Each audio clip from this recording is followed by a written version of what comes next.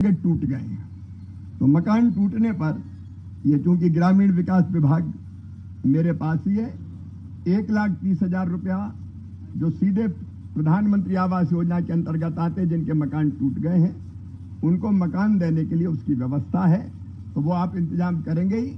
मैं ग्रामीण विकास विभाग की तरफ से ऐसे जितने मकान टूटे होंगे उनके लिए 1,30,000 ये टॉयलेट के अलग और टॉयलेट के साथ साथ मनरेगा की मजदूरी ऐसे 40,000 रुपया और ये मेरा विभाग भी देगा। जितने मकान मेरे पास जो अभी सूची आई है, आपने जो मकान की संख्या भेजी है 5,101, ये मेरे पास जानकारी आई है।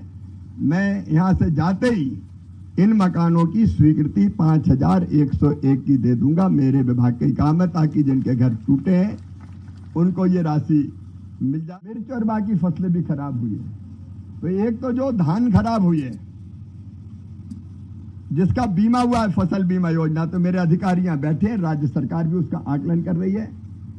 आप पूरी गहराई से आकलन कीजिए। बीमा कंपनियों से भी हमने बात की है, आपकी बात भी हुई होगी बीमा कंपनियों से।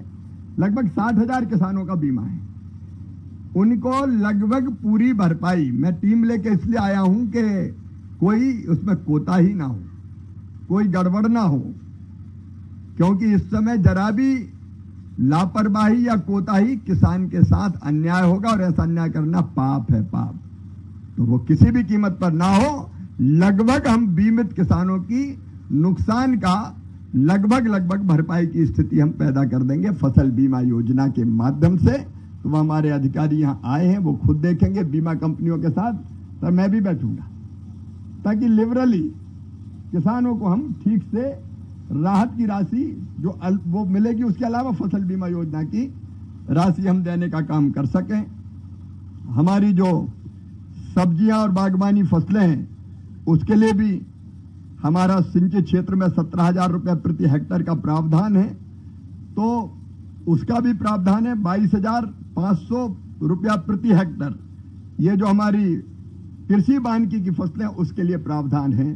तो ये चूंकि करना राज्य सरकार को असेसमेंट है, आप जब ये असेसमेंट ठीक से कर लेंगे तो ये राशि भी एनडीआरएफ के तहत राज्य सरकार को मिलेगी, क्योंकि बटना है राज्य सरकार के थ्रू, तो उसको भी हम करने का काम करेंगे।